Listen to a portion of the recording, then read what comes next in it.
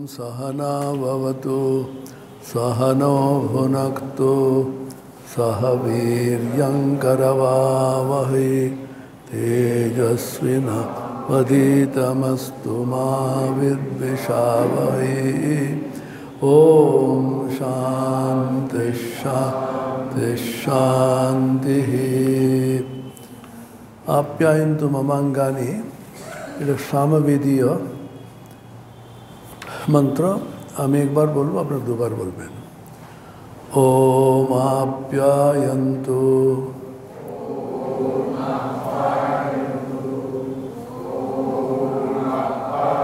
মমাঙ্গানি वाक् प्राणश्चक्षुः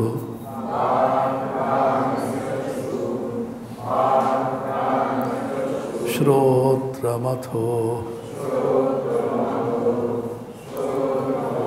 बलमिन्द्रियाणि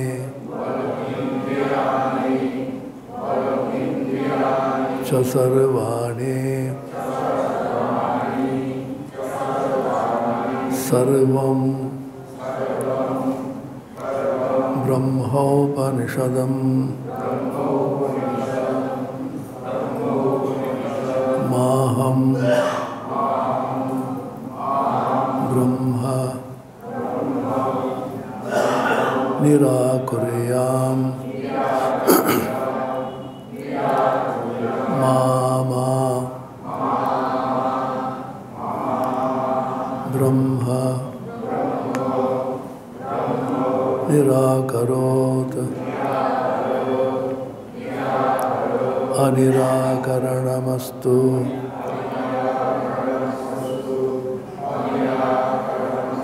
अनिराकरणं मेस्तु।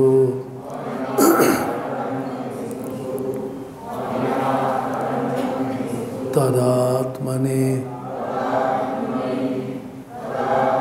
निरते य उपनिषत्सु धर्मास्ते मयि सन्तु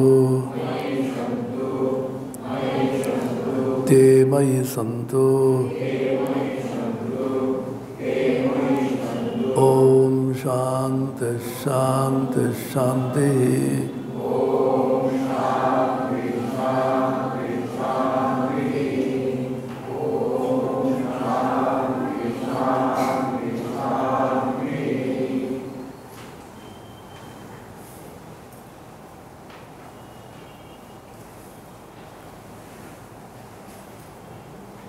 সহনা ভবতু মন্ত্রটা আমরা জানি, এটা যজুর্বেদীয় মন্ত্র, তবে ওখানে দিয়েছে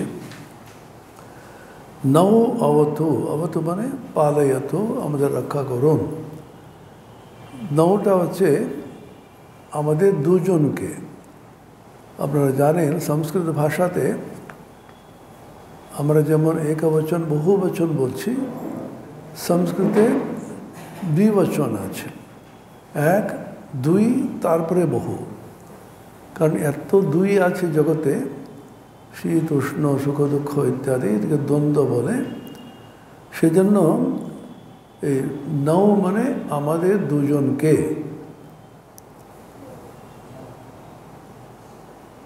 সহ একসঙ্গে, অবতু পালয়তু, কে পালন করবেন? সেই পরমাত্মা, সেই পরব্রহ্ম। আমাদের দুজন মানে কে কে?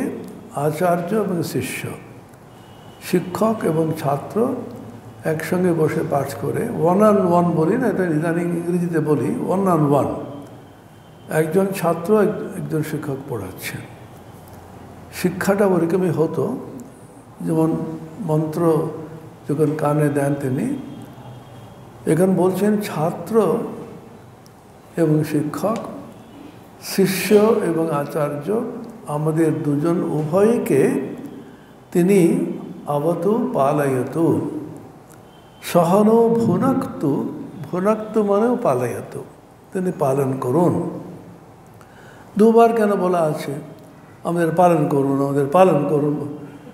তার অর্থটা কি? তখন শঙ্করাচার্য ভাষ্যকার তিনি বলছেন পালয়তু বলতে প্রথমে অবতু পালয়তুর অর্থ হলো বিদ্যার স্বরূপ প্রদান করে আমাদের পালন করুন। যে কোনো বিদ্যার স্বরূপ আমাদের জানতে হবে, দ্য নেচার অফ নলেজ। যে বিদ্যাটা আমরা অর্জন করতে যাচ্ছি তার স্বরূপ কি সেটাকে জানিয়ে আমাদের জন্য পালন করতে পারেন। দ্বিতীয় পালয়তুর অর্থ হলো বিদ্যার ফল প্রদান করে আমাদের জন্য পালন করুন। প্রত্যেকটি বিদ্যার একটা ফল আছে। আমরা বিদ্যা অর্জন করতে পারি, সে বিদ্যার উপযোগ, ইংরেজিতে যেটা অ্যাপ্লিকেশন অফ নলেজ বলে ওরা, এই বিদ্যাটা কোথায় কাজে লাগছে, কিভাবে কাজে লাগছে, ওর দ্বারা আমরা কী ধরনের রক্ষা পাই। ইদানিংকালে ইংরেজিতে আমরা বলি science and technology. Science, pure science, বিশুদ্ধ জ্ঞান, সেটা আমাদের বিদ্যা দেয়, বিদ্যার স্বরূপ আমাদের দেখিয়ে দেয়। কিন্তু কোনখানে তার উপযোগ হবে, যেমন মীমাংসা শাস্ত্রে অনেকগুলো মন্ত্র আছে যজ্ঞের জন্য, পুজো করার জন্য। এখানে যজ্ঞ করার জন্য, উপাসনা করার জন্য অনেক মন্ত্র বলেছেন। কোন প্রসঙ্গে কিভাবে এটার উপযোগ হবে সেটা কিন্তু অন্য প্রসঙ্গে অন্য কোথাও বলা আছে। যেমন একটা মন্ত্র বলা হলো আপনাকে, বিবাহ মন্ত্র। পুরোহিত এসে বিবাহ মন্ত্র বলে গেলেন। বিবাহ মন্ত্রকে শ্রাদ্ধের সময় যদি ব্যবহার করতেন সমস্ত কেলেঙ্কারি হয়ে যাবে। সেজন্য প্রথমে মন্ত্র জেনে, তার মন্ত্রের স্বরূপটা জেনে, তারপরে তার উপযোগটা জানতে হবে। বিজ্ঞানের মধ্যে আমরা স্বরূপটা জানছি, তার থিওরি যাকে বলে ওটা জানি, কিন্তু অ্যাপ্লিকেশন অফ দ্য থিওরি সেটাও কিন্তু সমানভাবে গুরুত্ব আছে। এটাকে আমরা বলি pure science and applied science. Pure সায়েন্সে স্বরূপটা জানলাম, অ্যাপ্লাইড সায়েন্সে তার উপযোগটা জানলাম। এই দুটোরই কিন্তু আমাদের সমর্থ করে তিনি আমাদের পালন করুন। ইলেকট্রিক্যাল ইঞ্জিনিয়ার হতে পারেন, পিএইচডি হতে পারে, তারপর খুব অনেকগুলো উনি গবেষণাপত্র রচনা করেছেন, কিন্তু বাড়িতে কোনো যদি ইলেকট্রিক্যাল কাজ হলে ওকে ডাকতে হচ্ছে ক্লাস 8 পাস করা একজন আইটিআই লোককে, কারণ ও বিশাল লেখাপড়া করেনি, বিশাল তত্ত্ব জানে না, কিন্তু জানে কীভাবে লাগাতে হবে। ঠাকুরের উদাহরণ মনে পড়ছে। ঠাকুর বলছেন, আমি তত্ত্ব অনেক কিছু জানি, আপনি তত্ত্ব কিছু জানেন কিন্তু কাজে লাগছে না। মনে পড়ছে উদাহরণটা? নৌকো করে যাচ্ছে, তার মধ্যে একজন আঘাত পাণ্ডিত্যপূর্ণ একজন বসে আছে। অন্যরা ওকে দেখে খুব অবাক হয়ে দেখছে, বাবা কি পাণ্ডিত্য রে বাবা। উনি অনেক কিছু বলে যাচ্ছেন, এই মাঝি অত্যন্ত বিস্মিত হয়ে ওইদিকে তাকাচ্ছেন আর নৌকো চালাচ্ছেন। মাঝে মধ্যে বলছেন, কিরে এসব বুঝতে পারছিস? মীমাংসা, যোগ, পতঞ্জলির যোগসূত্র পড়েছিস? ও বললো, বাবু আমি তো কিছুই পড়িনি। আরে তোমার 4 ভাগের 1 ভাগ জীবনটা নষ্ট হলো, এগুলো না পড়লে কি হয়? কিছুক্ষণ বাদে বলে যাচ্ছেন, বেদান্ত পড়েছিস? বেদান্তে কি অদ্ভুত জিনিস, অদ্বৈত, বিশিষ্টাদ্বৈত, দ্বৈত কত গভীরভাবে মনন করেছে, বলেছে যে বেদান্ত আমি কি জানি, কিছুই বুঝি না। তখন পণ্ডিত মশাই বলছেন, তোর অর্ধেক জীবনটাই গেল। কিছুক্ষণ বাদে বলছেন, ব্যাকরণ, পতঞ্জলির সূত্র, পাণিনির সূত্র, পতঞ্জলির মহাভাষ্য, কাত্যায়নের বার্তিক, কি অদ্ভুত বিজ্ঞান, আমি কি বুঝি মশাই? আমি তো মাঝি, আমি কিছু লেখাপড়া করিনি। 3 ভাগের 1 ভাগ তোর গেল, 4 ভাগের 3 ভাগ গেল। যেতে যে বিশাল ঝড় উঠেছে, এমন ঝড় উঠেছে, নৌকো টলমল করে যাচ্ছে, ও সামলাতে পারছে না। তখনকার দিনে দেখেছেন তো পুরনো নৌকো, এখন তো এতে ভটভটি যেটা বলে ওতে চলে, তখন তো ওরা জানতো না, এরকম করে মাঝি নৌকো করে চালিয়ে যায়, পাল থাকে মাঝে মাঝে, পাল তুলে দিয়ে ঠাকুর বলছেন না।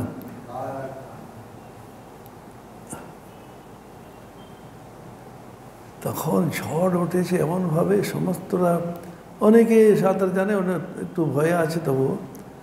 তখন মাঝি এই পণ্ডিত মশাই তো, ঠাকুর মশাই আপনি কি সাঁতার জানেন? না আমি জানি না। আপনার পুরো জীবনটাই তো গেল। সেরকম তত্ত্ব জানলে হবে না, তত্ত্বকে কি করে কাজে লাগাতে হবে সেটা জানতে হবে। আমাদের লেখাপড়াতে পুরো তাত্ত্বিক সবগুলি। নতুন বিয়ে করে বৌমা এসছে, বায়োকেমিস্ট্রিতে পিএইচডি, কোথায় পড়াচ্ছে একটা বিশ্ববিদ্যালয়ে। শাশুড়ি খুব লেখাপড়া করেনি, তারপরে শেখাচ্ছে, রান্না শেখাচ্ছে। তখন এতটা নুন দিবে, না না মা ওইরকম তো, শাশুড়ি মা ওইরকম তো হবে না, সঙ্গে সঙ্গে কেমিক্যাল ব্যালেন্স নিয়ে এলো, কতটা নুন দিতে হবে, এটা ব্যালেন্স নিয়ে কি রান্না হয় না? মায়েরা জানে, আপনারা তো ভালোভাবে জানেন, বয়স্ক মেয়েরা দেখেছি, 10 জন খাবে এতটা নুন দেবে, 15 জন খাবে, ওরা কোথা থেকে এরকম করে এরকম দেখলো ঠিক লেগে যাবে ওটা। ওরা করতে করতে করতে অভ্যাসে হয়ে যায় ওটা। অনেকে বই পড়ে রান্না শিখে, আবার এখানে তো ইন্টারনেট আছে, বইতে লেখা আছে। তারপরে জল গরম করিবে, জল গরম করলো, তারপরে এতটাই করে বই দেখে দেখে এরকম করে যায়। একজন মহারাজ ছিলেন, উনি মারা গেছেন, আইআইটি খড়গপুরের খুব কৃতি ছাত্র। আমি রান্না করব, এটা করে দেখলেন, তারপরে জল সমস্ত করার পরে মহারাজ গন্ধ আসছে, আপনি নামান এটা, বইতে তো নামাতে বলা হয়নি। পুরো পড়ে শেষ। সাঁতার কাটা, রান্না করা, তারপরে হচ্ছে গাড়ি চালানো। গাড়ি চালাতে পারিস? আমার সার্টিফিকেট আছে। আর সার্টিফিকেট নিয়ে কী হবে? তোর সার্টিফিকেট থাকতে পারে, কিন্তু গাড়িটা রাস্তায় নামালে কী হবে? সেজন্য আমাদের সব সার্টিফিকেট আছে, শংসাপত্র আছে, আমরা বিশাল মেধাবী বলে, কিন্তু কোনোটাই কাজে লাগাই না। সেজন্য লেখাপড়া মানুষের এত দুরবস্থা। স্বামী যেটা বলেছিলেন, তোমরা কিন্তু এটা কাজে লাগাও মানুষের কল্যাণের জন্য। অ্যাপ্লাইড সায়েন্স যেটা বলি আমরা, ইদানিংকালে skill development courses, vocational courses ইত্যাদি বলে না। সেজন্য বলছেন, সহনা ভবতু সহনৌ ভুনাক্তু, আমাদের দুজনকে, আচার্য এবং শিষ্যকে বিদ্যার স্বরূপ প্রকাশ করে তিনি আমাদের মঙ্গল করুন, তিনি আমাদের রক্ষা করুন। আর একটা হচ্ছে বিদ্যার ফল প্রকাশ করে আমাদের রক্ষা করুন। সহবীর্যম করবাবহৈ, আমরা দুজন মিলে বীর্যম করবাবহৈ, যে বিদ্যাটা আমরা পড়েছি, বিদ্যার নিমিত্ত যে সামর্থ্য আমরা যেন লাভ করি। দুজন বসে পড়ছে তো, কোনো ক্লাসে একজন ছাত্র যদি থাকে, ছাত্র না আসে এত অসুস্থ হয়ে পড়ে, শিক্ষকের ছুটি, কাকে পড়াবেন উনি? ঠিক সেরকম যদি দুজন সমানভাবে আগ্রহী, সমানভাবে উৎসাহী, সমানভাবে বিদ্যার্জনের যে তৃষ্ণা যদি না থাকে, ওদের পিপাসা না থাকে, তাহলে বিদ্যার কোনো ফল হবে না। মাস্টারমশাই এত খেটে পড়াচ্ছেন, শিষ্য খালি হাই তুলছে আর ভালো লাগছে না বলছে। শিষ্য খুব আগ্রহ করে আসছে, মাস্টারমশাই তৈরি না হয়ে এখানে সে গল্প করে যাচ্ছে। দুজনের সমানভাবে সামর্থ্য যদি না করে, সহবীর্যম করবাবহৈ, আমাদের বীর্য বিদ্যার নিমিত্ত সামর্থ্য, বিদ্যাকে অর্জন করার জন্য শিষ্যের সামর্থ্য, বিদ্যাকে প্রদান করার জন্য আচার্যের সামর্থ্য যেন আমাদের রাখি। তেজস্বিনাবধীতমস্তু, দুরকম অর্থ করা হয় এটা। নৌ অধীতম নাবধীতম অস্তু। নৌ মানে আমাদের দুজন, আমাদের দুজনের দ্বারা অধীত বিদ্যা সুঅধীতমস্তু, ভালোভাবে যেন পড়ে থাকি আমরা। স্বামী ভূতেশানন্দ মহারাজ ছিলেন আমাদের সংখ্যাধ্যক্ষ, অত্যন্ত রসিক মানুষ ছিলেন। একজন এসে বলছে, মহারাজ ওই বই এই বই বিদেশ থেকে বই বেরিয়েছে, এতে অনেক কিছু বলে গেল। উনি চুপ করে শুনলেন। আমি বাপু তোমার মতন এতগুলো বই পড়িনি, যেটুকু পড়েছি ভালোভাবে পড়েছি। সুঅধীতমস্তু, ভালোভাবে যেন আমাদের বিদ্যার জন্য এবং বিদ্যা প্রদান যেন হয়। যে কোনো জিনিস মন দিয়ে ভালোভাবে যদি করলে সারা জীবনে সম্পদ হয়ে থাকে। বর্তমানে যা হোক করে নোটস পড়ে নম্বর পাওয়ার জন্য চেষ্টা করছি বলে আমাদের জীবনে নেমে কোনো কিছু করতে পারছি না আমরা। সেই জন্য স্কিল ডেভেলপমেন্ট, যাদের স্কিল আছে তারা অনেক অনেক ভালো বলছে ওরা। বর্তমান যুগে স্কিল মানুষ পাওয়া বেশ কঠিন হয়ে গেছে। সবচেয়ে বড় স্কিল যেটা সকলেরই লাগে, সেটা ছাড়া জীবন চলে না, ওটা কি? রান্না। রান্না করার স্কিল যদি না থাকে, কেউ যদি রান্না করার লোক না থাকে, তুমি বাঁচতেই পারবে না। সেজন্য বিদেশে আমাদের সাধুরা যায় তো, ওখানে কিন্তু রান্না করার লোক রাখা কোনো লোকই রাখতে পারবে না, এত দাম। সমস্ত কাজ নিজে করতে হবে। মেশিন আছে অবশ্য। প্রথম বলছে, রান্না জানিস তো? একজন মহারাজ যাচ্ছিলেন, খুব অল্প বয়সী সাধু। ওখান থেকে বয়স্ক মহারাজ ফোন করলেন, লেকচার ফেকচার এখন আমার লাগবে না, রান্না জানিস কি না, আর ডিশ ওয়াশিং, এই পাত্রগুলো ধুতে পারবি তো ভালো করে, আর পুজো একটু করতে পারিস কিনা, আর ঝাড়ু ফাড়ু দিতে পারিস কিনা। তারপরে লেকচার পরে দেখা যাবে। লেকচার ফেকচার দিয়ে শেষ পর্যন্ত আমি যেমন বলে যাচ্ছি আপনাদের, শেষ পর্যন্ত রইলটা কি? জীবনের শিক্ষা তুমি শিখেছ কিনা। ঠাকুর বারংবার এটা বলতেন, জীবনের শিক্ষা যদি না জানো, এই সমস্ত বৃথা হয়ে যায়। আমরা চাতুরি বলি, চাতুরি মানে খুব বুদ্ধিমান, চতুর ছেলে এসব বলি না। ঠাকুর বলে সা চাতুরি চাতুরি, সেই চাতুরিটাই আসল চাতুরি, যে বিদ্যার দ্বারা তুমি ভববন্ধন ছেদন করতে পারো, জন্মমৃত্যু চক্র থেকে বেরিয়ে যেতে পারো, ওটাই তোমার আসল চাতুরি। ঠাকুর বলতেন পাখিগুলোকে ভগবানের নাম শেখানো হয়, সুন্দর করে রাম কৃষ্ণ বলতো। যখন বিড়াল এসে ধরতে যায় যে ক্যাক ক্যাক ক্যাক ক্যাক, তখন সব ভুলে যায়। এটা গল্প আছে, একজন একটা পাখি পোষাতো, পাখিকে শিখিয়েছে রাম কৃষ্ণ, তারপরে শিব, অনেকগুলো নাম ওকে বুঝিয়েছে, ট্রেনিং দিয়েছে। বাঁ পাটা টানলে রাম বলবে, ডান পাটে টানলে কৃষ্ণ বলবে। রাম কৃষ্ণ, রাম কৃষ্ণ, রাম কৃষ্ণ। বেশ মজা হয়েছে। তখন ভাবলো আমাদের বুদ্ধিটা সীমিত তো, সবসময় যেন যুক্তি দিয়ে চলি আমরা, সবসময় যুক্তি চলে না। তখন ভাবল বাহ, তাহলে দুটো পা ডাকলে রামকৃষ্ণ বলবে, এদিকে ডান এদিকে কৃষ্ণ যদি হয়, দুটোটা রাম কৃষ্ণ একসঙ্গে হয়ে যাবে। তখন গিয়ে দুটো পা যখন টানলো, শালা পড়ে যাব, পাখি বলছে। সেরকম আমাদের বাস্তবিকতা নেই। বাস্তবিকতা বলে প্র্যাকটিক্যাল সেন্স, কখন কীভাবে কী করতে হবে সেটা একটু প্রথমে জানতে হবে। বাস্তব বুদ্ধি যদি না থাকে, যতই তুমি লেখাপড়া করো তার কোনো মূল্য নেই। সাধারণত বলে বিশ্ববিদ্যালয়ে মহাবিদ্যালয়ে যারা বড় বড় জ্ঞানী পিএইচডি আছে, সবচেয়ে বাস্তব বুদ্ধি কম। প্র্যাকটিক্যাল সেন্স যেটা বলেছে আদৌ ওদের থাকে না। ও স্ত্রী বকতে থাকে, কি এটা সামান্য বুদ্ধি নেই ওটা এইগুলোতে, কারণ ওই শিক্ষা কোনোদিন পায়নি। বয়স্ক মহিলারা বাড়িতে আছে, কত প্র্যাকটিক্যাল সেন্স ওদের আছে, কত ছোট ছোট জিনিস ওরা বুঝিয়ে দেয়, বলে দেয়।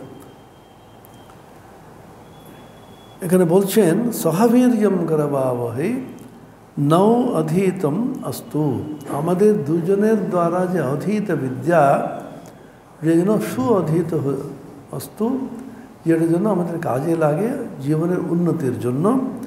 আর তেজস্বী, আমরা কে? আমরা দুজনে তেজস্বী, তেজযুক্ত, তেজস্বী। আমাদের দুজনের দ্বারা অধীত বিদ্যা সেটা সুঅধীত, ভালোভাবে পঠিত যেন হয়। আরেকটি অর্থ করা হয় তেজস্বী নৌ অধীতমস্তু, আমরা দুজনেই তেজস্বী নৌ, আমরা তেজস্বী, আমাদের বিদ্যাটা অধীত সুঅধীতমস্তু, আর বিদ্যা যেন তেজস্বী হয়। আর আমরা দুজনেই তেজস্বী, দুরকম অর্থ করে। মা বিদ্বেষাবহৈ, এটা খুব গুরুত্বপূর্ণ একটি বাক্য। উপনিষদ কালেই বলছেন, দেখো আমি পড়াতে এসেছি, তুই পড়তে এসেছিস, আমরা যেন শেষ পর্যন্ত ঝগড়া যেন না করি। জীবনে একা একা অনেক কিছু কাজ করতে পারে অনেকে, কিন্তু আরেকজনকে নিয়ে ঝগড়া হয়ে যায়। ভারতবর্ষের সবচেয়ে বড় অসুবিধা, আমরা মিলেমিশে কাজ করতে পারি না, দুজন এলেই ঝগড়া হয়ে যাবে। আপনি অলিম্পিক্সে দেখুন, যখন একা একা খেলা তখন আমরা একদম শীর্ষে আছি। এক এক করে নাম বলুন। চেসে আমরা একেবারে শীর্ষে আছি। শুটিং খুব একটা খারাপ নেই আমাদের, বক্সিং, রেসলিং, সাঁতার কাটা আমরা একটু খারাপ আছি, কিন্তু সমস্ত কিছু সিঙ্গেল গেমস। টেনিসে একসময় দারুণ ছিলাম আমরা, কিন্তু দুজন একসঙ্গে খেলতে শুরু করলো তখন খারাপ হয়ে গেছে, আমরা পারি না।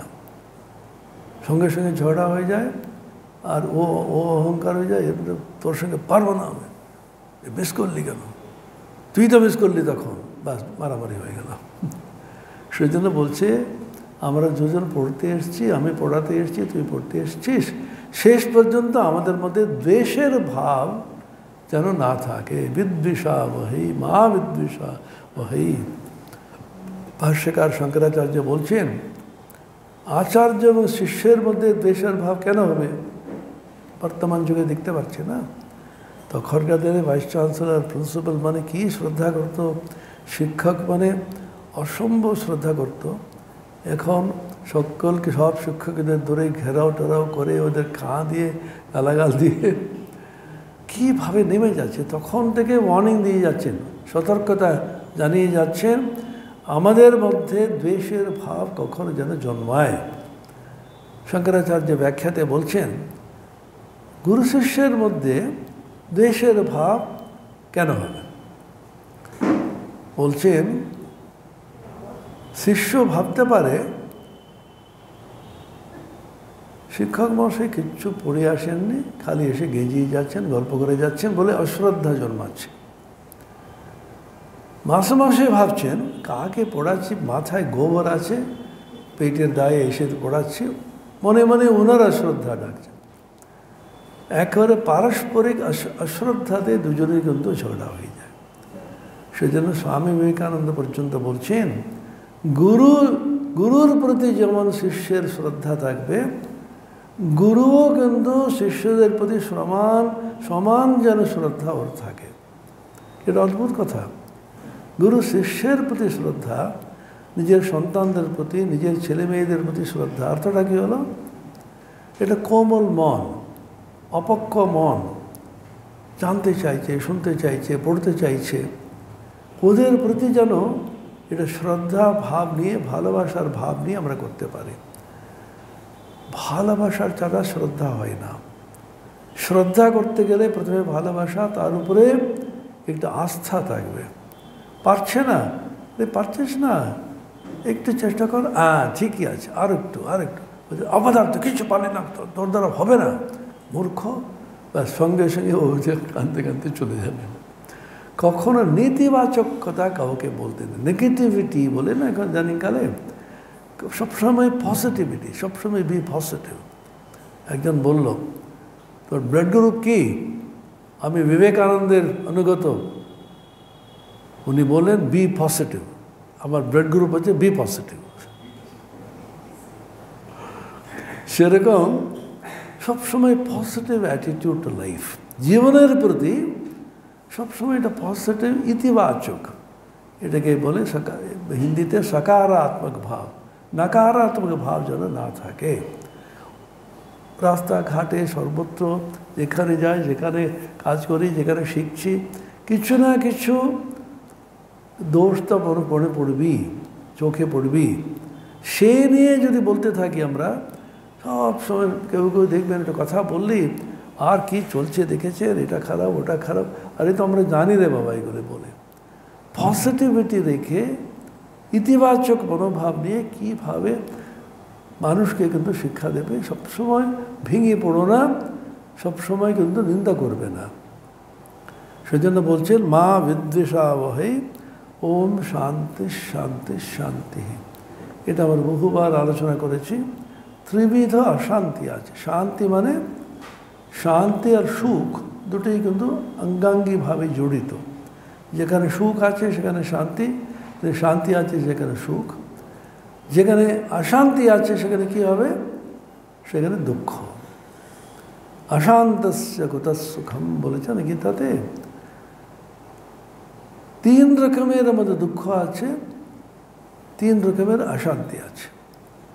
ত্রিবিধ অশান্তি দূর করার জন্য 3 বার শান্তি বলেছে। আদি ভৌতিক, আদি দৈবিক আর আধ্যাত্মিক। আমাদের দুঃখ কোথায় কোথা থেকে আসছে? প্রথম আমাদের শরীরে, ঘাড়ে ব্যথা, কোমরে ব্যথা, পায়ে ব্যথা, সবসময় ব্যথাই হয়ে আছে। কিছুক্ষণ একটু বয়স হয়ে গেলে হাঁটুর ব্যথা হয়, পেটে ব্যথা, আর মনের ব্যথা। ওই লোকটা সকালের সামনে আমাকে অপমান করে, আমি ওই খুব মনে লেগেছে। মনে থেকে ও লাগায় না, নিজে নিজে লাগিয়ে নিল। শ্রী শ্রী মা শারদা বলছেন, বলতে দাও না, শুধু দুটো শব্দ বই তো নয়, কিন্তু গভীরভাবে চিন্তা করো। এটা মায়ের কি অদ্ভুত কথা। দুটো শব্দ বলতে, শব্দ বই তো নয়, মানেটা হচ্ছে ও কিটা বলল, তার ব্যাখ্যা, তার শব্দের এই অর্থ, সেটা আমরা করি মনে মনে। আপনার কাছে এসে কেউ ফ্রেঞ্চ ভাষাতে অসম্ভব গালাগাল করল, আপনি ওকে দেখে হি করে হাসবেন, কারণ আপনি ফ্রেঞ্চ ভাষাতে ও কী বলছে জানেনই না। তো এই ভাষাতে এই শব্দের এই অর্থ আমরা নিজে নিজে ভেবে নিয়েছি। কুকুর বিড়ালরা কোনো সময় কাউ করছে না, আমাদের অসভ্য ভাষায় কোথায় গালিগাল দিচ্ছে কে জানে।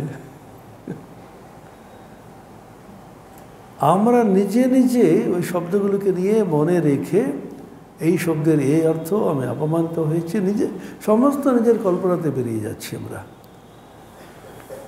আমরা বাইরের যে জিনিসটা আছে শব্দ, সেটাকে ভিতরে টেনে নিয়ে আসি। গীতাতে সুন্দর শ্লোক আছে, স্পর্শান কৃত্বা বহির্বাহ্যাস চক্ষুশ্চৈবান্তরে বাহ্যান স্পর্শান বহিঃকৃত্বা। তার কি অর্থ হলো? বাইরের শব্দগুলোকে বাইর করো। আরে বাইরে তো রয়েছে। তো ক্যানাডা বলেছেন, বাইরের শব্দগুলোকে টেনে আমরা অন্তরে নিয়ে আসছি। এত শব্দ পড়তেই পারছে না, আমার এত কষ্ট হচ্ছে ইত্যাদি। শব্দ তো বাইরে আছে, ভিতরে টানছ কেন তুমি? শব্দ কোথায় আছে? এই তো রাস্তাতে থাকতে দাও না, ওটা টেনে নিয়ে আসছো কেন?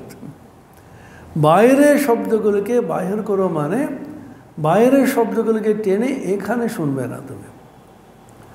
স্বামী শারদানন্দজি, শরৎ মহারাজ ঠাকুরের সন্ন্যাসী শিষ্য, শ্রী শ্রী রামকৃষ্ণ লীলা প্রসঙ্গে রচয়িতা, স্বামীজি ওকে রামকৃষ্ণ সঙ্ঘের প্রথম সম্পাদক করে গেলেন, জেনারেল সেক্রেটারি করে গেলেন। তখন সেক্রেটারি বলা হতো। উনি লীলা প্রসঙ্গে লিখছেন। উদ্বোধনে যারা গেছেন আপনারা জানেন, উদ্বোধনে ঢুকিয়ে যে ছোট্ট ঘর আছে, ওই ঘরে নিচে বসে এইটুকু ডেস্কে বসে বসে লিখে যাচ্ছেন। আপনারা নিশ্চয়ই মায়ের জীবনী যারা পড়েছেন জানেন, পুরো পাগলের কারখানা ওটা। পাগলি মামি, তার মেয়ে, সব মিলে এমন চেঁচামেচি, এমন ঝগড়াঝাঁটি। গোলাপ মা মায়ের সঙ্গে নিয়ে ছিলেন, এমন সেবা করেছেন মাকে। গোলাপ মা চেঁচামেচি করে বলছেন, চুপ করো সকলে। মা উপরে বিশ্রাম করছেন, শরৎ মারা বই লিখছেন, এত চেঁচামেচি কেন? গোলাপ মা এমন চেঁচিয়েছেন, শরৎ মা ডেকে বলেন, গোলাপ ওরা তো মাথা খারাপ, চেঁচাচ্ছে। ওদের চেয়ে তুমি কেন চেঁচাচ্ছ? ওদের চেয়ে তুমি তো সুস্থ আছো। তখন সুন্দর কথা বললেন, অদ্ভুত কথা। আমি কানগুলোকে বলে দিয়েছি কোনো শব্দ না শুনতে। কান দুটোকে বললাম, হে কান, ওই কোনো শব্দ শুনবি না, আমি বই লিখছি। অর্থটা হলো ইন্দ্রিয়গুলো আমাদের বশে থাকবে। আমি চোখকে বলবো তুমি তাকিয়ে থাকবে, কিছু দেখবে না। কানকে বলবো কোনো শব্দ শুনবে না, শব্দ বাইরে হচ্ছে হোক। ঠিক সেরকম আধ্যাত্মিক দুঃখ শরীর এবং মন থেকে যেটা উৎপন্ন, আধ্যাত্মিক দুঃখ, আধ্যাত্মিক শরীর এবং মন। আরেকটি দুঃখ আদি ভৌতিক দুঃখ, ভূতবর্গ থেকে। ভূত মানে সবচেয়ে আমরা অনুভব করি বেলুড় মঠে বসে ধ্যান করতে গেলে মশা। শীতকালে এত শান্ত পরিবেশ, ফ্যানের শব্দ আসে না, বসে আছেন তো মহা মুশকিল। এই হচ্ছে একটা প্রাণী, ভূতবর্গ। আমি মজা করে ভাবলাম, রাম আর কৃষ্ণ যখন ছিল, এতগুলো অসুর ছিল, তো সমস্ত অসুরগুলোকে মারতে মারতে ওনারা, অবতার পুরুষের কর্ম এটা, পরিত্রাণায় সাধনাম বিনাশায় চ দুষ্কৃতাম। এখন যে রাম যে কৃষ্ণ, সেই ইদানিং রামকৃষ্ণ। তো রাম আর কৃষ্ণের সময় যে অসুরগুলো ছিল, ওরা কোথায় গেল? ওদের একমাত্র উদ্দেশ্য হলো মানুষের ধ্যান, ঈশ্বর চিন্তাকে বিঘ্নিত করা। ওরা সব মশা হয়ে বেলুড় মঠে চলে আসছে। হ্যাঁ, ওম বলে আপনি ভাবলে ওম, আপনি যে অন্যরকম ভাবলে, সবই তো ভাবনা। তো আর একটা হচ্ছে বাঘ ভাল্লুক তো ছিলই যখন ওরা জঙ্গলে ছিল। ইদানিংকালে যারা শহরে আছি, আমাদের মানুষই সবচেয়ে বড় ভূত। এক একটি মানুষের সঙ্গে, যার জন্য যারা একটু সমৃদ্ধ পরিবারে যারা আছে, বিশেষ করে যারা সেলিব্রিটি যারা আছে, সব সময় এটা পোষ্য রাখবে। ওরা কুকুর থাকবে, বিড়াল থাকবে, অবশ্য বাঘ ভাল্লুক রাখবে না। তার কারণ মানুষের উপরে এত রাগ, যাদের মানুষের দ্বারা যারা এক সময় ঠকেছে, তারা কিন্তু মানুষের উপরে এত ওদের রাগ, সবসময় কুকুর বেড়ার সঙ্গে করতে থাকবে, কুকুরের সঙ্গে কথা বলবে, কুকুরকে খাওয়াবে। তার কারণটা হচ্ছে মানুষ মাত্রই কিন্তু বিশ্বাস করা যাবে না, বিশ্বাসঘাতক, ওর উপর নির্ভর করা যাবে না, এটা রাগ থাকে। আর মানুষও এরকম সমস্ত করিয়ে নিয়ে সব করে উল্টো দিকে চলে যাবে। যেমন বিশ্বনাথ দত্তের ঘাড়ে বসে যারা খেত, তারা সকলেই ওনার মৃত্যুর পরে কী কষ্ট দিয়েছে নরেন, ওদের ভাইদের আর মাকে। সেজন্য ভূতবর্গ মানে মানুষ শুদ্ধ, সেই দিকে দুঃখ যেটা আসে, সার জন্য অশান্তি হয়, সেই নিবারণের জন্য বলছে আরেকটি শান্তি বলল। তৃতীয় শান্তিটা হচ্ছে আদি দৈবিক। দৈবিক মানে প্রাকৃতিক দুর্যোগ বলি আমরা, ন্যাচারাল ডিজাস্টার, বন্যা হলো, তারপরে ভূমিকম্প হলো ইত্যাদি। অবশ্য যারা এনভায়রনমেন্টাল অ্যাক্টিভিস্ট যারা বলি আমরা, পরিবেশ নিয়ে যারা কিন্তু গবেষণা করে, ওরা বলছে এই বন্যাটা হচ্ছে মানুষের তৈরি, ওটা মানুষ করেছে বলে এরকম হয়েছে ইত্যাদি বলতে থাকে। ত্রিবিধ অশান্তি দূর করার জন্য এখন শান্তি শান্তি শান্তি, ত্রিবিধ শান্তিটা বলা হয়েছে। দ্বিতীয় মন্ত্র যেটা ওম আপ্যায়ন্তু মমাঙ্গানি, এটা অদ্ভুত একটি মন্ত্র।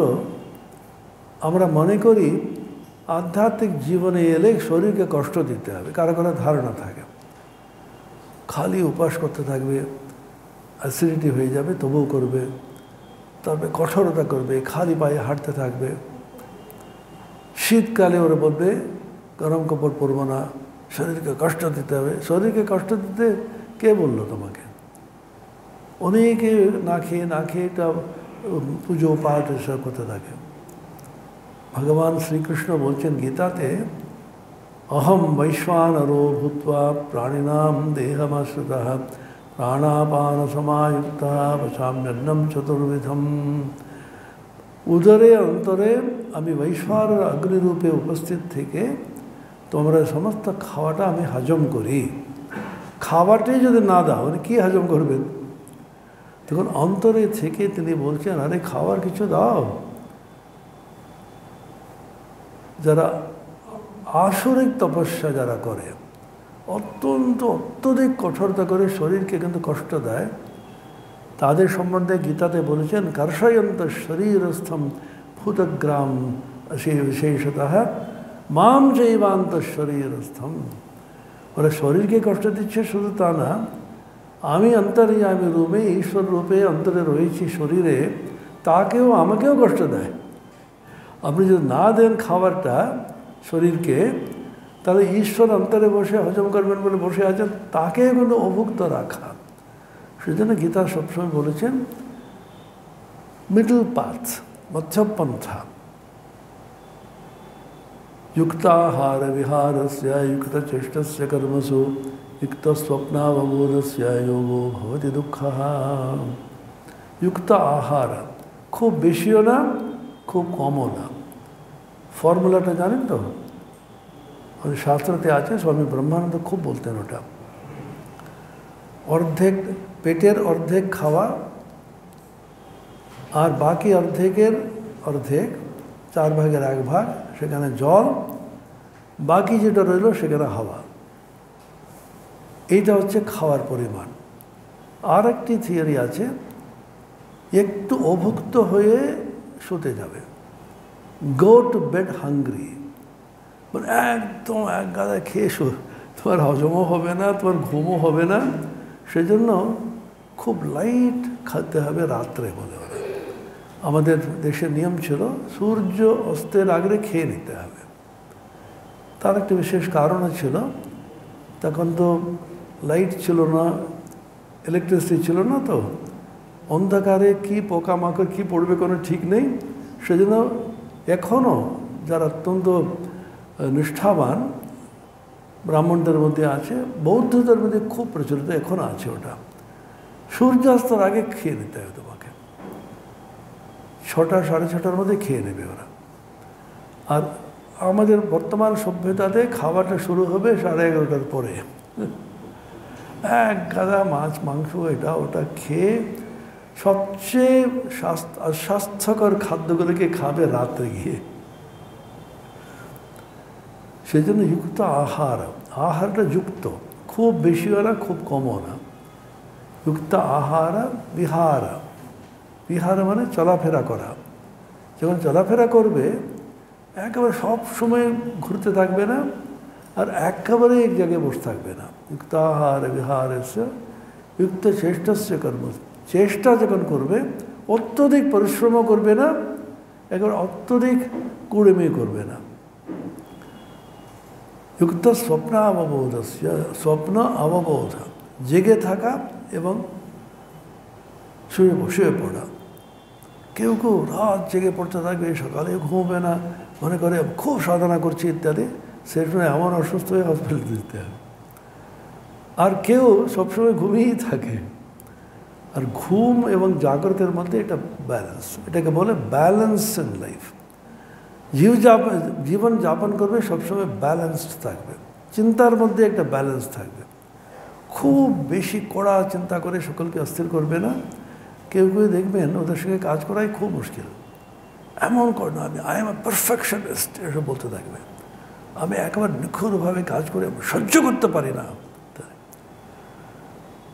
সারদেশানন্দ বলে একজন মহারাজ ছিলেন, শ্রী শ্রী মায়ের শিষ্য, খুব বরেণ্য সন্ন্যাসী, বৃন্দাবনে থাকতেন।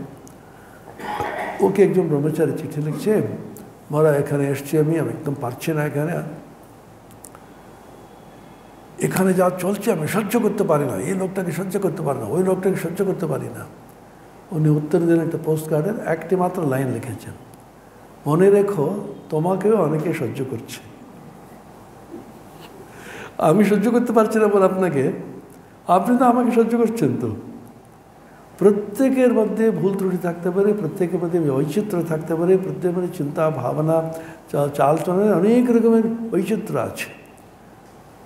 প্রত্যেকে অপরকে প্রথমে সহ্য করা, তারপরে ইতিবাচকভাবে মেনে নেওয়া, তারপরে ওটাকে অত্যধিক শ্রদ্ধা করা। প্রত্যেকটা একটা ইয়ে হচ্ছে, করুক না, ও ওর মতো করছে, তোমাকে তো কিছু বলছে না, ও এরকম করবে কেন, ওর তোমার কি আছে।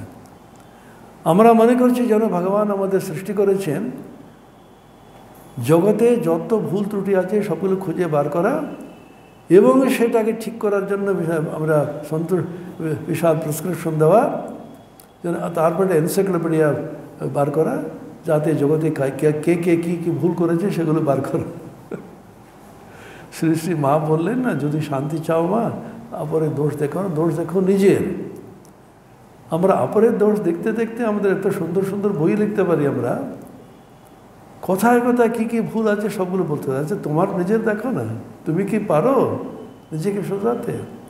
না, আমি তো চেষ্টা করছি, ও লোকটা চেষ্টাও করছে না, তুমি কী করে জানলে?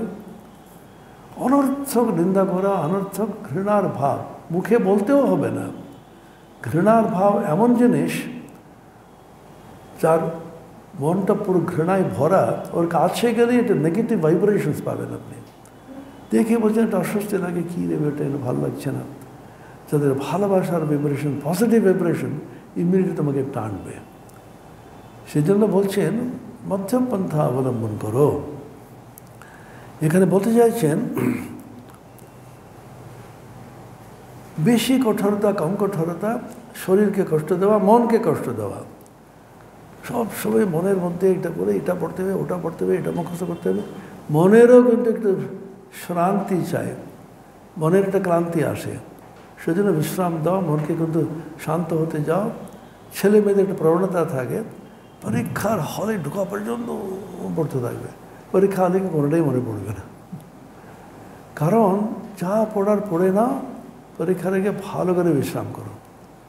কারণ এই মস্তিষ্ক বলে যে যন্ত্র আছে, সে ঠিক ঠিক কাজ করতে গেলে খুব বিশ্রাম দিয়ে ঠিক সময় ঠিক জিনিস মনে পড়ে যাবে। কারণ আর শেষ পর্যন্ত রাত জেগে পড়ে টড়ে ওখানে গিয়ে ওখানে বমি টমি করে কিচ্ছু মনে পড়ে না। এইগুলো শুধু শুধু শরীর মনকে কষ্ট দেওয়া, অনর্থক, তার কোনো যুক্তি নেই, অযৌক্তিক কষ্ট দেওয়া। সেটা করি সাধারণত ধর্মের নামে করি, অথবা শিক্ষার নামে করি, পড়াশোনা করতে হবে, দিন রাত খাটতে। তুমি খাটো না, অর্থহীন খাটুকে কোনো অর্থ হয় না। সেজন্য বলছেন, প্রথমেই বলছেন ঋষিরা, আপ্যায়ন্ত মম অঙ্গানি, আমার অঙ্গগুলি, আমার অঙ্গানি, অঙ্গসমূহ কী কী ওটা এখানে এখানে অনুবাদটা দেখে নেন। অঙ্গানি অঙ্গসমূহ কী কী ওরা? বাক, বাগেন্দ্রিয়, প্রাণ, চক্ষু, চক্ষু মানে চোখ, শ্রোত্রম মানে কর্ণ, অথ বলম বল, সর্বাণি ইন্দ্রিয়াণি আপ্যায়ন্ত, আমার সমস্ত ইন্দ্রিয়গুলি, ইন্দ্রিয় মানে বুঝেন তো, পঞ্চকর্মেন্দ্রিয়, পঞ্চজ্ঞানেন্দ্রিয়। পঞ্চজ্ঞানেন্দ্রিয় মানে যে ইন্দ্রিয়ের মাধ্যমে জগতের সম্বন্ধে আমাদের জ্ঞান হয়। জগতের সম্বন্ধের জ্ঞান কীভাবে আমরা পাই? চোখে দেখি, কানে শুনি, নাসিকার দ্বারা ঘ্রাণ নিই, আর জিহ্বার দ্বারা আস্বাদন করি, আর স্পর্শেন্দ্রিয়ের দ্বারা, ত্বকের দ্বারা স্পর্শ করি। এখন কেউ চোখে না দেখতে পারে, জন্ম থেকে অন্ধ, সে জগৎ আছে জানবে কী করে? সাধারণত অন্ধ যারা, তারা স্পর্শটাকে ব্যবহার করে, ঘ্রাণ ব্যবহার করে, আর শব্দ ব্যবহার করে, আস্বাদনা ব্যবহার করতে পারে। যদি এক এক করে কমতে কমতে মাত্র একটা ইন্দ্রিয় আছে, সেটা হচ্ছে আস্বাদন, তাহলে জগতের অস্তিত্ব জানবে কী করে? আস্বাদন করে। সেটাও যদি না থাকে, ওই রকম মানুষ আছে কিনা জানি না, তাহলে জগৎ আছে কিনা জানবে কি করে? ওর পক্ষে জগৎ নেই।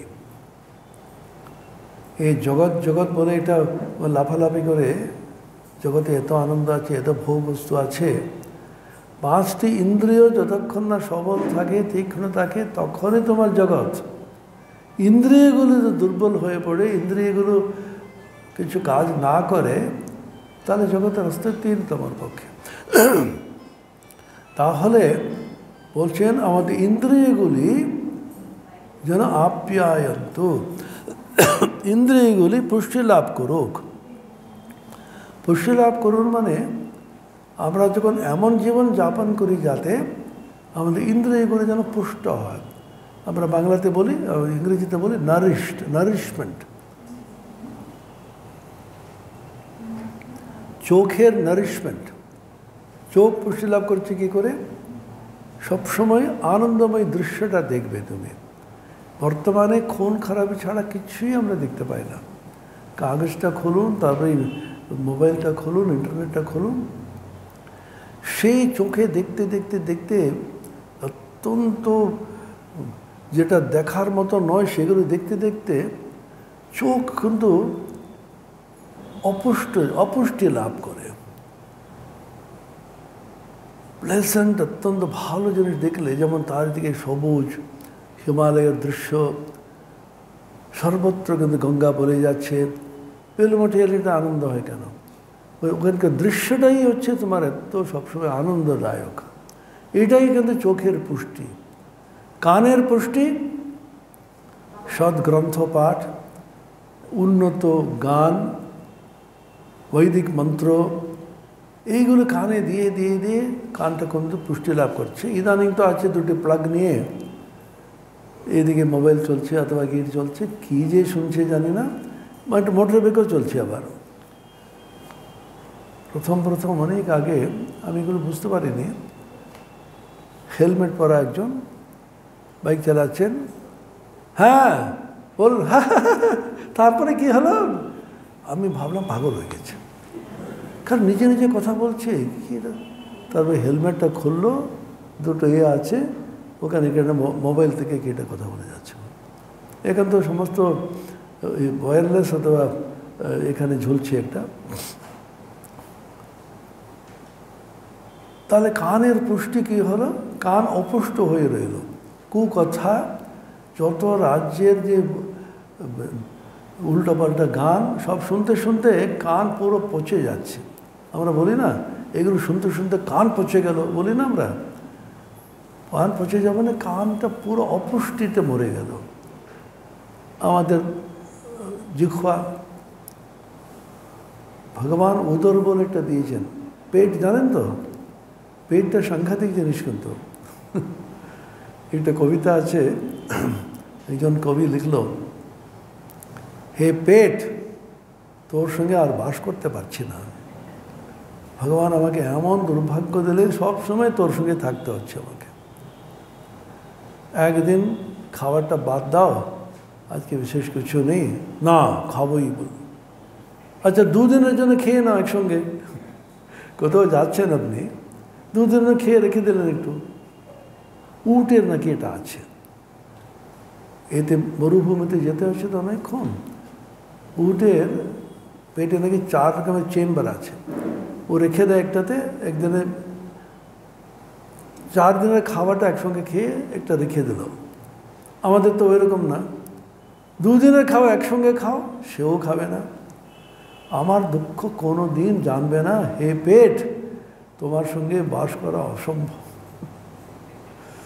পেট এমন জিনিস, সব সময় ভরলেও মুশকিল, সবসময় না ভরলেও মুশকিল। 2 ঘন্টা 3 ঘন্টা অন্তর অন্তর খেতে হবে ওকে। কোনো মানুষ এতবার খায়, ওরা বলে 2 বেলা আহার করো, মানুষের পক্ষে যথেষ্ট। একটা বয়সের পরে বলছে রাত্রে এত আহার দরকারই নেই, 1 বেলা খাও। অনেকে আছে তখনকার দিনে যারা পুজো পাঠ যারা করতো তারা তো 1 বেলাই খেত। এখন তো সকালবেলা হচ্ছে বেড টি আর বেড কফি, তারপরে 7:30 8টার সময় একটা ব্রেকফাস্ট, হেভি ব্রেকফাস্ট। কাজ করতে হবে তো, ঠিক আছে। তবে অফিসে গেল, 10:30টার সময় আবার দ্বিতীয় জলযোগ, একটু চা খাবো, এমনি চা খাবো, তার সঙ্গে একটুখানি হাফ পিস টোস্ট। 12টার সময় আবার হেভি লাঞ্চ, তারপর 3টের সময় আবার চা, আবার অফিস থেকে ফিরে এসে 6:30টার সময় একটুখানি লাইট টিফিন আর একটু চা। তবে রাত্রে তো আছেই, সারাদিন খেতে পারলাম না, সেই জন্য এখন খাচ্ছি। আমরা অন্তত 8 থেকে 10 বার খাই। আমরা স্বাস্থ্যের একেবারে, স্বাস্থ্যবিধির একেবারে বিরুদ্ধে বলে ওরা, মিতাহারি বারবার বলা হচ্ছে আমাদের। তারপরে জিহ্বাটা আর বলতে হবে না, রসমালাই এসছে, নলেন গুড়ের সন্দেশ, অথচ হাই ব্লাড সুগার, ডায়াবেটিস। একটুখানি দাও না, একটু ভেঙে দাও না। বাবা আমি দেবো না তোমাকে, তোমার মনে আছে কি কষ্ট পেলে সেদিনে? ঠিক আছে, তুমি দেবে না তো দেবে না, আমি মরে গেলে বুঝবি। তখন মেয়েটা ভাবছে, বাবা এরকম ভাবছেন, আচ্ছা ঠিক আছে একটু দিই। বাহ, আর একটু দে না। বাবা আমি দেবো না, তোমার ভালোর জন্য বলছি, আমার ভালো আমি বুঝবো, তোর কি আছে। তারপরে দিল, 3-4টে খেয়ে নিজের ভালো কোনটা সেটা আমরা নিজেই বুঝি না। সবচেয়ে জীবনের দুঃখ ওটাই। আমার শরীর, আমার মন, আমি আধ্যাত্মিকতা ছেড়েই দিলাম। আমার শরীরের পক্ষে কি ভালো, আমাদের মনের পক্ষে কি ভালো, সেটা নিজেকে বুঝতে হবে। তো অন্য কেউ বুঝতে পারবে না। আর দূর থেকে দেখছে, আপনি কুকুরগুলোকে দেখুন, যদি একটু শরীর খারাপ থাকে, একটুখানি অসুস্থ থাকে, বোধ করে কিচ্ছু খাবে না। সবচেয়ে ভালো খাওয়া সামনে দিন, একটু ঝিমিয়ে পড়ছে, আসলে কিছুদিন ছুবে না। কারণ প্রকৃতি যেহেতু ওদের বিবেক বুদ্ধি দেয়নি, সেজন্য ওদের যে সংস্কার, ওদের ইনস্টিংক্ট একটা দিয়েছে, প্রবৃত্তি দিয়েছে, যাতে নিজেকে বাঁচাবার জন্য। ভগবান আমাদের পুরোপুরি যা খুশি করো এটাও দিয়েছেন, আর তার সঙ্গে বিবেকটা দিয়েছেন, বলে ছেড়ে দিয়েছেন, লড়তে থাকো তুমি। যে বুদ্ধিমান বিবেকের দ্বারা নিজের সংযম করতে পারে, সে কিন্তু জিতে। আস্তে আস্তে কত রকমের সমস্যা হয়ে গেল। এখন বলছে একটু মিষ্টি খেয়ে নেব, ইনসুলিন বাড়িয়ে দিলেই হবে। ওইগুলো হচ্ছে কোনো প্রয়োজনে, এমার্জেন্সিতে তুমি নিজেকে একটু করো। সেরকম আমাদের অঙ্গগুলো আছে, वाक प्राणश्चक्षु, प्राण शक्ति बाढ़े যখন আমরা বিশুদ্ধ বায়ু সেবন করি, খাওয়া দাওয়া অসম্ভব কিন্তু সংযতভাবে থাকে। ছান্দক উপনিষদে আছে, আহার শুদ্ধ সত্ত্বশুদ্ধি। আহার শুদ্ধ আহার যদি হয়, তাহলে মনটা কিন্তু, অন্তঃকরণ মন, সেটা কিন্তু শুদ্ধ হয়। আমরা অশুদ্ধ আহার খাওয়ার জন্যই আমাদের মনটা কিন্তু অশুদ্ধ হয়ে যায়। আহার মধ্যে আশ্রয় দোষ আছে। আহার যখন তৈরি করা হয় তখন থেকে শুরু করে, সেজন্য হিন্দু ধর্মে রান্নাঘরে কাউকে চট করে ঢুকতে দেয় না। রান্নাঘরটা অন্নপূর্ণার মন্দির। স্নান না করে পবিত্র ভাব ছাড়া মায়েরা কিন্তু রান্নাঘরে ঢুকবে না। কাউকে ঢুকতে দেয় না এই কারণে, একটা লোক লোভী অথবা কামি ওইসব এসে অন্যরকম ভাইব্রেশন করে দেবে, ওই ভাইব্রেশনে খাবার থেকে আসবে। আরেকটা হচ্ছে রাস্তাতে হোটেলে যে খাওয়ানো হচ্ছে, এটা একেবারে বিশুদ্ধ বিষ। সেটা খাওয়ার জন্য পয়সা দিয়ে লোকে যাচ্ছে, আমাকে ওইটা দিন তো, আমি 1 কিলো বিষ দিন তো। আপনারা কেউ দেখেছেন কিনা জানি না, খুব ভালো ভালো হোটেলে আপনি শুধু বলুন যেখানে তৈরি হচ্ছে রান্নাঘরটা একটু দেখান, তো কিছুতেই দেখাবে না। ওখানে যা অশুদ্ধি, নোংরাটা আমি ছেড়েই দিলাম। কী ধরনের, একই তেল বেঁচে গেল একদিন, ও তো বিজনেস করতে বসে আছে, ফেলে দেবে না কেউ, সে আবার রিসাইকেল করবে। বিশেষ করে আমিষ খাওয়া, আমি নিরামিষ খাই বলে বলছি না, আমি অত অত্যন্ত সতর্ক থাকতে হবে। যতটা পারি অল্প খাওয়া, যদি খেতেই হয়, বিশেষ করে মুরগি। আমি একটা গল্প বলছি। আমাদের অধ্যাপক বিদ্যামন্দিরে আমি ছিলাম দীর্ঘদিন, তিনি মুরগি খুব পছন্দ করতেন, হঠাৎ ছেড়ে দিলেন। স্যার আপনি ছেড়ে দিলেন? আর বলবেন না, একদিন আমার একটা লোভ হলো, এখানে খুব ভালো দোকানে একটু মুরগি খাবো বলে গিয়েছিলাম, চিকেন খাবো, চিকেন বিরিয়ানি। তার আগে দেখতে দেখতে কয়েকটি ছোকরা পাখিগুলো ধরছে, পায়রা ধরছে, কাক ধরছে। তোরা কী করছিস রে? এই তো আপনারা খাবেন তো মুরগির মাংস, আমরা ওদের পোষাবে, আমরা তো ওদের দিই, কিছু পয়সা পাই। সেই দিন থেকে বলছি, আচ্ছা আপনাকে দিচ্ছে, তার মধ্যে কী আছে বস্তু আপনি জানেন? যত রাজ্যের রোগ, যত রাজ্যের পেট খারাপ, একটু লোভটা একটু কমার থেকে খুব অসুবিধা আছে কি? কিন্তু যখন অসুখ হয়ে যায়, তখন মরে যাবো যখন বলে, তখন খানিকটা ভয়ে কিন্তু ছেড়ে দেয়। আরেকটা হচ্ছে ধূমপান। এখানে বঙ্গদেশে ধূমপানটা এত বেড়ে গেল, এখন সমস্ত পৃথিবীতে ছেড়ে দিচ্ছে। কত জায়গায় ঘুরেছি আমি, ওদের ভয় দেখিয়ে দেখিয়ে দুটি এরকম এটা হাড় থাকবে, উপরে এটা স্কাল একটা থাকবে, ডেঞ্জার, ডোন্ট স্মোক। ভয় দেখিয়ে দেখিয়ে বৈজ্ঞানিক পদ্ধতিতে ওদের বুঝিয়েছে এটা ক্যান্সার ভিন্ন কিছু হবে না, অনেকখানি ছেড়ে দিয়েছে। বর্তমানে এই গরম দেশ, এটা শুরু হয়েছিল ইংল্যান্ডে, ঠান্ডা দেশে, এত ঠান্ডা একটু শরীর গরম করার জন্য। এখানে একেবারে 45 ডিগ্রি সেলসিয়াস টেম্পারেচার, এটা পুরো স্যুট বুট পরে খেয়ে যায়। আমি বললাম এর চেয়ে মূর্খ পৃথিবীতে আগে হয়ে থাকতে পারে না। এটা সভ্যতা, সভ্য বলছে ওরা। লাংসগুলো কীভাবে 12টা বাজে, নো আইডিয়া। বিদ্যামন্দির একজন অধ্যাপক ছিলেন, হঠাৎ উনি এমন অসুস্থ বোধ করলেন, অজ্ঞান হয়ে পড়ে গেলেন। ওখানে গিয়ে দেখা হলো, আর 4টি ব্লক ছিল ওনার এতে, এমার্জেন্সি বাইপাস করতে হলো। ওনার আর্টারিতে পুরো নিকোটিন ভর্তি হয়েছিল, পুরো চেইন স্মোকার ছিলেন। ডাক্তার যখন ছাড়া পেলেন, ডাক্তার বলল দেখুন আর একবার সিগারেট ছুলে আপনি বাঁচবেন না। তারপরে ছেড়ে দিলেন। মৃত্যুর ভয় দেখিয়ে ছাড়াতে হবে নাকি?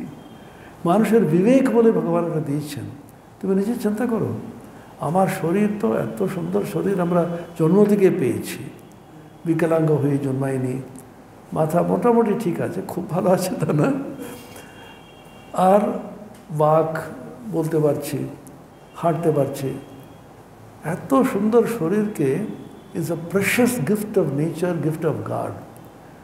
শরীরটা যে পিতামাতা দিয়েছেন আমাদের শরীর, সেটা হতে প্রকৃতি আর ঈশ্বরের বিশাল একটি আমাদের সম্পদ, একমাত্র সম্পদ, মনে রাখতে হবে।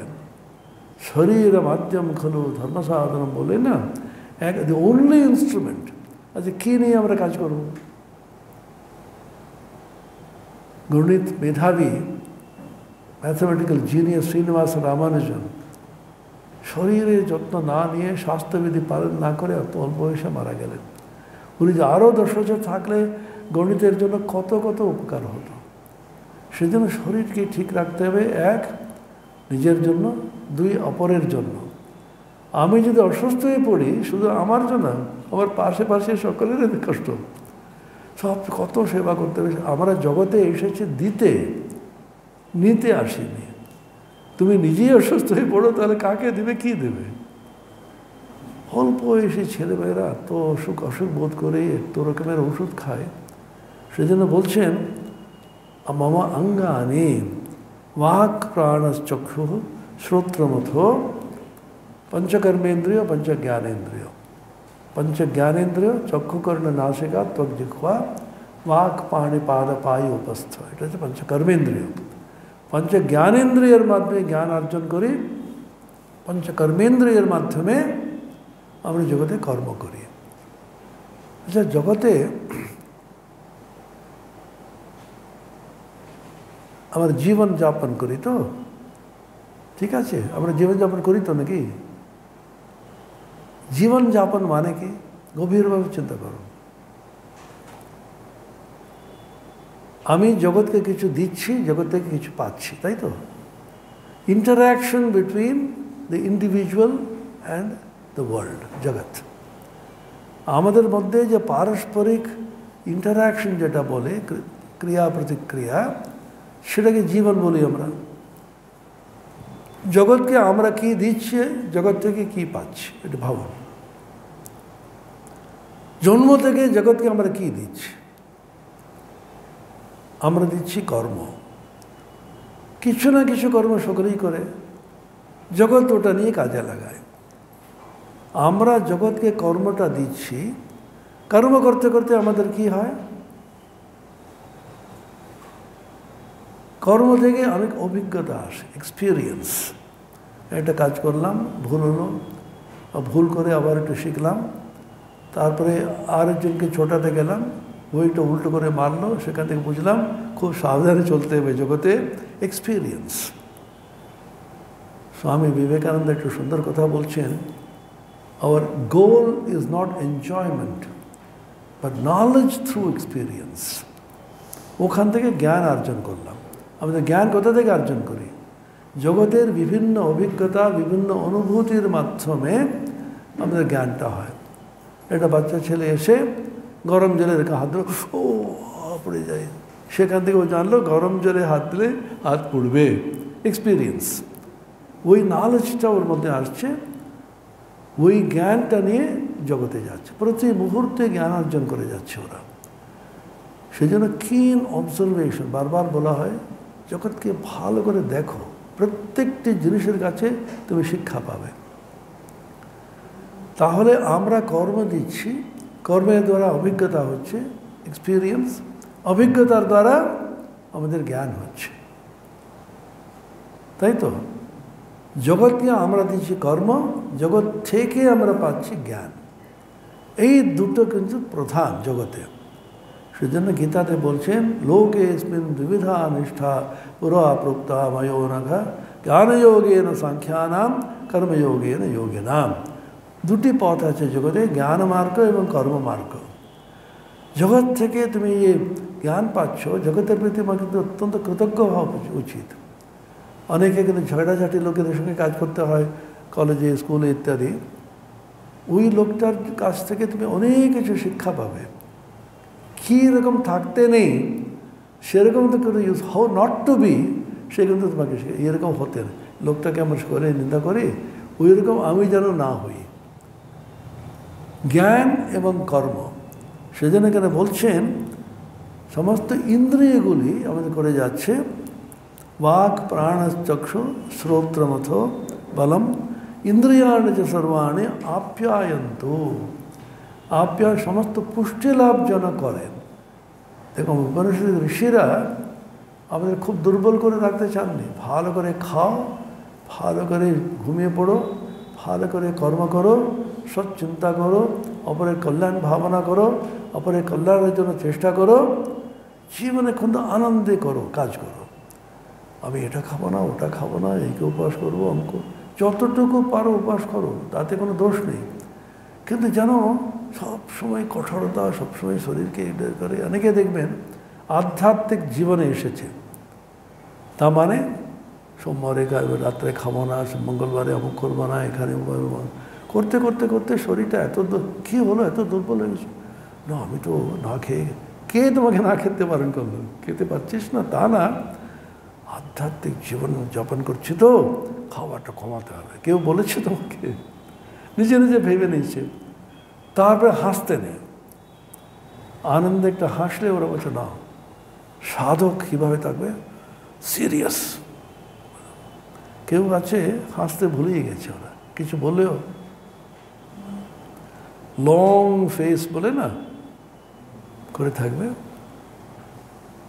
সেজন্য হাসাটাই আসে না। পরে আমি ছেলেদের বলি, যতটা পারে এখন হেসে নাও, পরে দুঃখে আর হাসতেই পারবে না জীবনে।